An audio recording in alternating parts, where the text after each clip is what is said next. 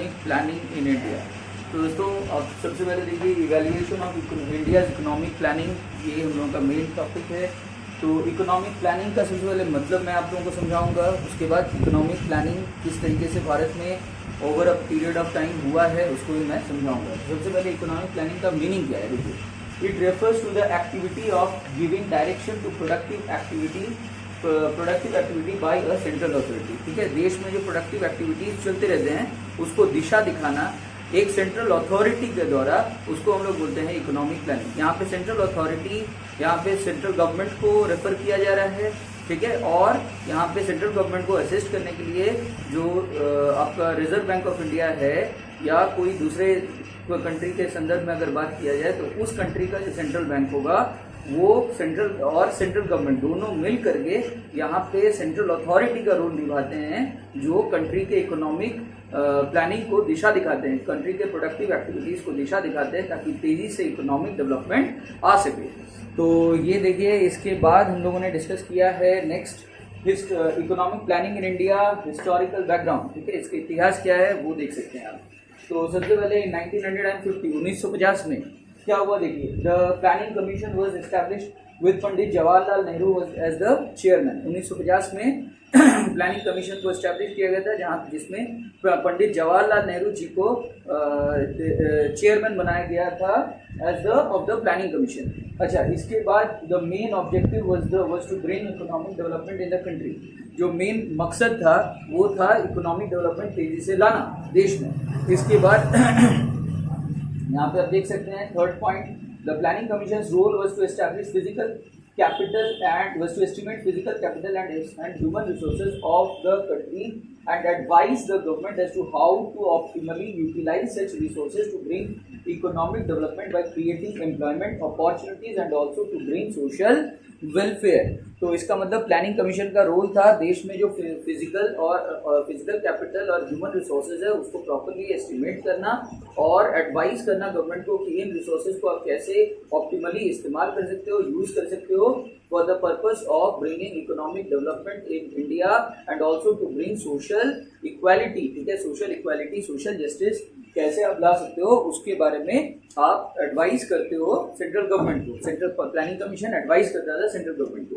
तो अब देख सकते हैं हम लोग नेक्स्ट पॉइंट, जो फर्स्ट 5 ईयर प्लान था, जो पहला 5 ईयर प्लान था उसमें देखिए वो कब आया, 1951 में आया और इट स्पैन टू 1956। 1951 से 1956 was the time period of the first 5 year plan in India. इसके बाद सेकंड 5 ईयर प्लान 1956 से 61 एंड सो ऑन। ठीक है, मतलब 5-5 साल के लिए प्लानिंग किया जाता था, 51 to 56, 61 to 56 to 61, 61 to 66 and so on, इस तरीके से चलते रहता था। इसके बाद prime minister of India remains ex officio chairman of the planning commission. ठीक है, वो ex officio chairman of the planning commission है। एक्स ऑफिशियो चेयरमैन का मतलब ये होता है कि पद के गरिमा की वजह से उनको प्राइम मिनिस्टर ऑफ इंडिया को यहाँ पे चेयरमैन बनाया जाता है। यहाँ पे प्लानिंग कमीशन में अलग से कोई इलेक्शंस नहीं होता है। ठीक है, जो प्राइम मिनिस्टर ऑफ इंडिया जब भी बनते हैं, कोई भी व्यक्ति जो प्राइम मिनिस्टर ऑफ इंडिया बनेंगे, जैसे अभी श्री नरेंद्र मोदी जी हमारे देश के प्राइम मिनिस्टर हैं, तो वो क्या कर सकेंगे, अपने पद की वजह से he is the ex officio chairman. ठीक है, वो by default he is the chairman of the planning commission. इसके बाद आप देखिए recently planning commission has been renamed as the NITI Aayog. ठीक है, रिसेंटली प्लानिंग कमीशन का नाम बदल करके नीति आयोग कर दिया गया है। आई होप आपको वीडियो समझ आ रहा है। और दोस्तों कंटिन्यू विद द वीडियो, अब हम लोग सीखेंगे कि प्लानिंग किस तरह के होते हैं देश में। ठीक है, इकोनॉमिक प्लानिंग का डिफरेंट टाइप्स क्या क्या है। तो देख सकते हैं आप लोग यहाँ पे लॉन्ग रन टारगेट्स और ऑब्जेक्टिव्स। तो ये एक तरह का प्लानिंग हो गया। Long run objectives have common objectives meant to be achieved over a long span of time which consists of a number of 5-year plans। ठीक है, तो लॉन्ग रन ऑब्जेक्टिव जो है वो कई 5-year plans में वो डिवाइडेड रहते हैं। कई 5-year plans का समय लग जाता है, कई 5-year terms का समय लग जाता है इन ऑब्जेक्टिव्स को फुलफिल करने के लिए, क्योंकि ये लंबे समय के लिए होते हैं और इसका बेनिफिट भी हमको बहुत ज़्यादा, हम लोगों को बहुत लंबे समय तक के लिए मिलता रहता है। तो these are called as long run objective. तो लॉन्ग रन ऑब्जेक्टिव्स जो है ये लॉन्ग स्पैन ऑफ टाइम के लिए फॉलो होता है। ठीक है, it spans over a long span of time और कई छोटे छोटे 5 ईयर प्लान्स इसमें शामिल हो जाते हैं।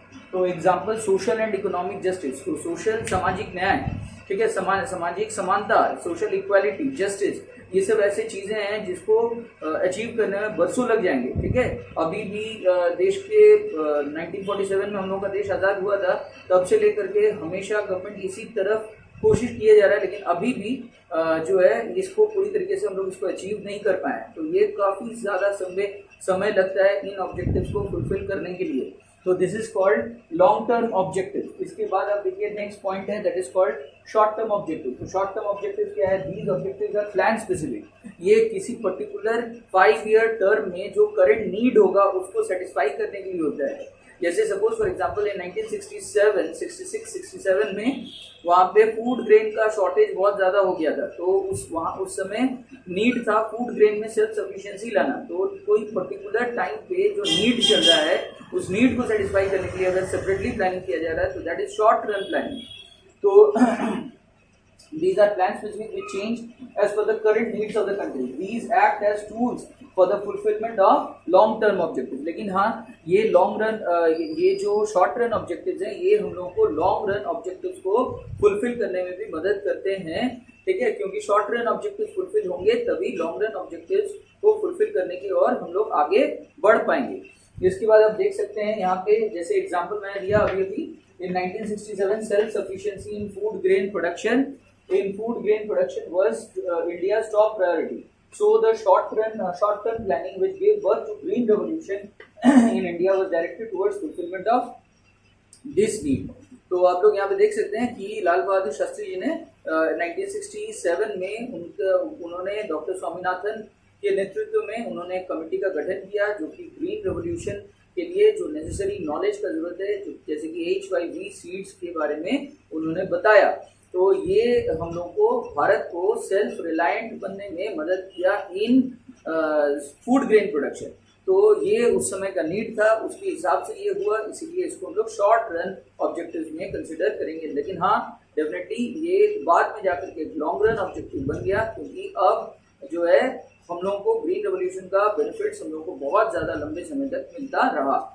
इसके बाद देखिए long term common goals. Long term common goals increase in rate of economic development. Economic development का में तेजी लाना, ये लॉन्ग टर्म ऑब्जेक्टिव्स है। मॉडर्नाइजेशन, ठीक है, देश में जो उद्योगीकरण है उसको बढ़ावा दो और क्या करो, ज्यादा से ज्यादा new machineries, new plants, new technology के बारे में देश के लोगों को अवगत कराओ और ज़्यादा से ज़्यादा तेज़ी से मॉडर्नाइज करो। पूरे के पूरे इकोनॉमी को आधुनिकीकरण करना बहुत इंपॉर्टेंट है। देखिए पुराने मशीनों से प्रोडक्शन स्लो हो जाता है, नए मशीनों से प्रोडक्शन फास्ट होगा, ये हम लोगों का थिंकिंग है। इसके बाद social and economic justice. Social and economic justice लाना बहुत इंपॉर्टेंट है, ठीक है। सेल्फ रिलायंस आत्मनिर्भरता। उसके बाद इकोनॉमिक स्टेबिलिटी, देश में आर्थिक मजबूती लाना, स्टेबिलिटी लाना, ताकि कोई भी छोटा मोटा सिचुएशन जो कि इकोनॉमी के लिए खराब है उससे इकोनॉमी को ज़्यादा दिक्कत ना हो, ज़्यादा उससे डैमेज ना हो, जल्दी इकोनॉमी उस चीज़ से रिकवर कर सके। जैसे इंडिया अभी कोविड के प्रॉब्लम से अभी उभर रहा है, तो अगर इंडिया का इकोनॉमिक स्टेबिलिटी रहेगा इकोनॉमी में तो बहुत जल्दी वो उभर पाएगा इस तरह के राष्ट्रीय आपदा से। तो ये सब चीज़ होता है इकोनॉमिक मजबूती का लक्षण। इसके बाद हम देख सकते हैं इंक्रीज इन इकोनॉमिक अपॉर्चुनिटीज। तो इकोनॉमिक अपॉर्चुनिटीज, एम्प्लॉयमेंट अपॉर्चुनिटीज को बढ़ावा मिलना, यहाँ पे एक लॉन्ग टर्म प्लानिंग है, लॉन्ग टर्म ऑब्जेक्टिव है। Increase in investment income ratio बढ़ाना, ताकि ज़्यादा से ज़्यादा इनकम जनरेट हो सके कम से कम इन्वेस्टमेंट से, ये हम लोग का लॉन्ग रन ऑब्जेक्टिव्स में शामिल है।